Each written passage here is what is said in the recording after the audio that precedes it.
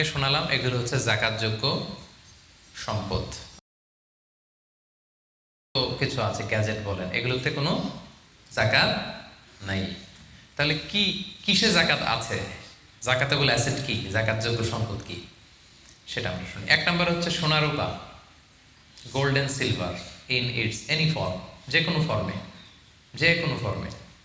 এটা জুয়েলারি হোক, অর্নামেন্টস হোক, এটা বার হোক, বিস্কিট হোক। অনেকে গোল্ডের বার কিনে না, দেখবেন 999-এর ফাইনেস্ট গোল্ড, একেবারে খাপটাত নাই, 24 ক্যারেটের গোল্ড, 999 লেখা থাকবে ওটার উপরে চকচকে, আপনার গোল্ডের বার, গোল্ডের বিস্কিট।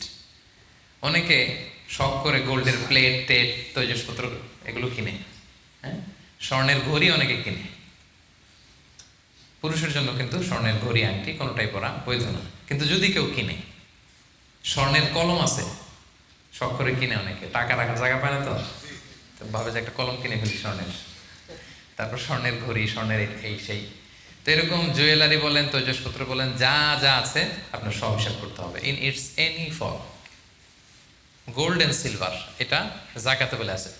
বোনেরা অনেক সময় প্রশ্ন করে যে যেই গহনা আমি পরি এটারও কি যাকাত দিতে হবে? ইখতিলাফ পূর্ণ মাসালা, বিশুদ্ধ মত হচ্ছে দিতে হবে।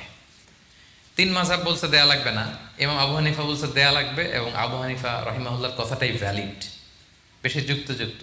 সুনানে আবু দাউদের হাদিস, আম্মা জান আয়েশা রাদিয়াল্লাহু তাআলা আনহা স্বর্ণের বা রূপার একটা আংটি পরে আছেন, রাসূল সাল্লাল্লাহু আলাইহি ওয়াসাল্লাম বলেন যাকাত দিছো? আম্মা জান বলেন না, এটা পড়ছি যাতে আপনার সামনে আমি আমার সৌন্দর্য বাড়াতে পারি। রাসূল সাল্লাল্লাহু আলাইহি ওয়াসাল্লাম বললেন হাসবুকি মিনান নার, জাহান্নামে ঢুকাতে এটাই যথেষ্ট। সাথে সাথে যাকাত দিয়ে দিলেন আম্মা জান আয়েশা।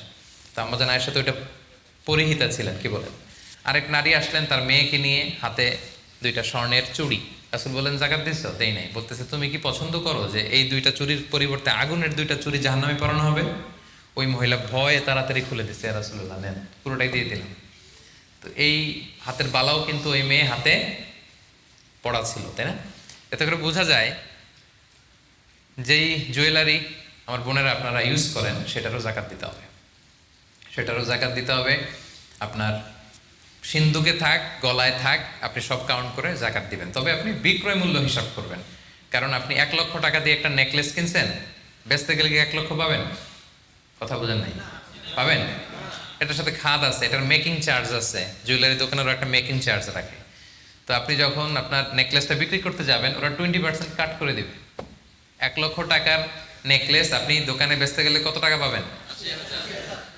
80,000 টাকা হিসাব করবেন, বিক্রয় মূল্য ধর্তব্য। তো তাহলে সম্মানিত ভাই এবং বোনেরা, যাকাতেবল asset 1 number gold and silver. 2 number হচ্ছে ক্যাশ। ধরেন আজকে আমি আমার যাকাত হিসাব করতে বসছি, তো আমি দেখতেছি যে আমার স্বর্ণ টর্ণ কি আছে না আছে, আমি হিসাব করতেছি।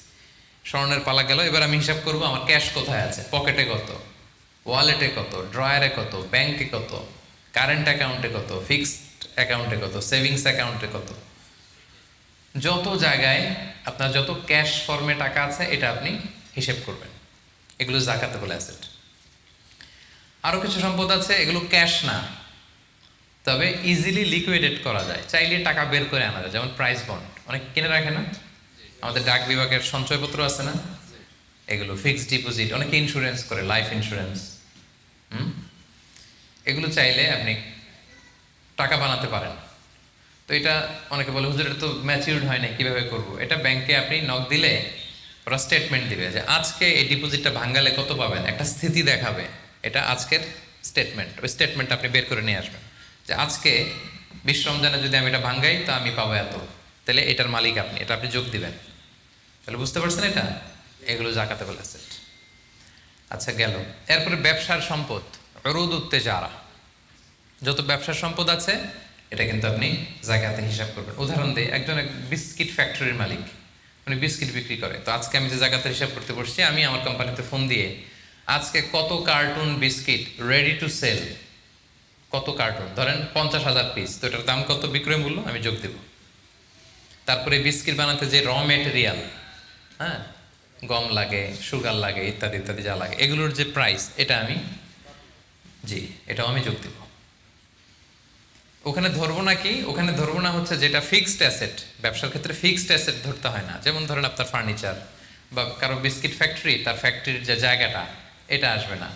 মেশিনারিজ, যে মেশিনে করে বিস্কিট বানায়, ওইটা আসবে না। তারপরে ধরেন এটা লরি ট্রাকে করে বিভিন্ন জায়গায় আমি পাঠাই আমার প্রোডাক্টগুলো, এই যে ট্রাকের দাম টাম এগুলো কিন্তু ধরা হবে না, এগুলো ফিক্সড অ্যাসেট মেশিনারি ধরতে হবে না, শুধু প্রোডাক্ট রেডি টু সেল অথবা র মেটেরিয়াল এগুলো ধরবো। শেয়ার বাজার আছে, অনেকে শেয়ার কিনে, এটাও আপনি ধরবেন, ওই দিন আপনি হিসেব করবেন। শেয়ার দুই ধরনের, একটা আছে আপনার প্রাইমারি একটা নেট ভ্যালুয়েশন করা হয়, পরে এটা একটু দাম বাড়লে অনেকে দেখবেন যে সারাদিন দেখতে থাকে দাম বাড়লো না কমলো, সেকেন্ডারি মার্কেটে এটা সেল করে দেয়, আছে না? তো এটা আজকের দিনে আমার এই শেয়ারটা সেল করলে কত প্রাইস পাবো, এই প্রাইসটা আমি যোগ দিয়ে দিব। ওকে, আচ্ছা গেল। আরেকটা আছে কোম্পানির শেয়ার কিনে অনেকে, ধরেন বিশাল বড় বাংলাদেশের বড় কোম্পানি বেক্সিমকো কোম্পানি, তারপর ওই কোম্পানি, এটার আপনি শেয়ার কিনবেন, লং টার্ম ইনভেস্টমেন্ট শেয়ার থাকে, ওইটা কিভাবে ধরবেন? ওইখানে কোম্পানির অ্যাকাউন্টসে আপনি নক দিলে জাকাতেবল অ্যাসেট কত আছে এটা ওরা বলে দিবে। বড় কোম্পানিগুলোতে ম্যাক্সিমাম 40% জাকাতেবল অ্যাসেট থাকে। এই যে লিস্টগুলো আপনাকে শোনালাম এগুলো হচ্ছে জাকাতযোগ্য সম্পদ, আপনার এগুলোর উপর জাকাত আসে। আজকে 20 রমজান, আমার 1 বছর হয়েছে, এগুলো সবগুলো আমি যোগ দিব। তাহলে জাকাতযোগ্য সম্পদ কি, মোটামুটি একটা ধারণা পেয়েছি না? পেলাম। এবার সহজে জাকাত কিভাবে হিসাব করব? অর্ধেক তো হিসাব করেই ফেললাম, কি বলেন?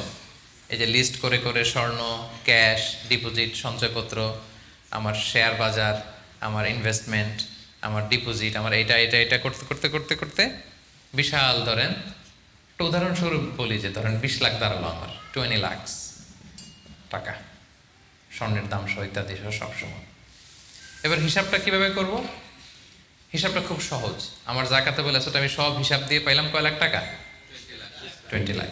এবার আমার যদি ঋণ থাকে, আমি ঋণটা এখান থেকে বাদ দেব।